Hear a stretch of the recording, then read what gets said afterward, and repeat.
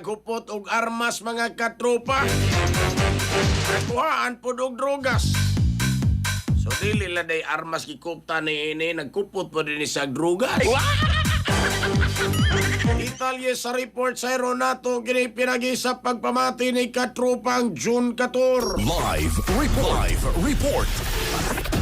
Yes, katropang Jerry, no? Hapit magkasipat kining usa ka lalaki nga gikatahog nagdanig armas diyang dakpo na unta sa kapulisan sa lungsod sa Astoria sa Panwa na kini makadagkan ug nadakpan gyud kini mga alas 10:15 nis buntag dito sa lungsod sa Astoria sang kining dinakpan nailan lang sa alias nga Tata 25 anyos o nitaw residente ni sa Barangay Santa Rita lungsod sa Astoria sang kapulisan sa mga lungsod may responde unta human adunay mitaho ngadto kanila nga kini si Tata matud pa nagdala kini og armas sa pagkabut sa grupo sa kapulisan sa buong lugar na matikdan sa suspek ag presensya niini may aksyon pa kini og sibat gamit ang motorsiklo apan way swerte tungod kay nakornera kini sa kapulisan og nadakpan pag-inspeksyon pa sa kapulisan nakuha nila gikan sa posisyon ni Tata kining usa ka 357 nga revolver nga adunay tulog ka mga buhig bala nga walay mga papeles o sa kahit sealed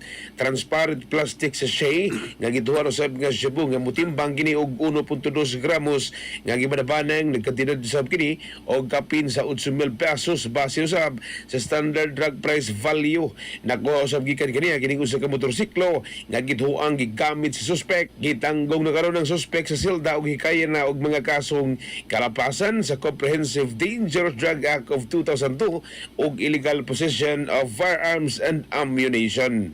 Mga katropa, ayaw kalimot pagtumarog Santon Vitamin C ang alkaline nga vitamin C. Alang sa nagayusang Pilipino para sa Pilipinas, inyong katropa, June 14 sa FM News. XFM report.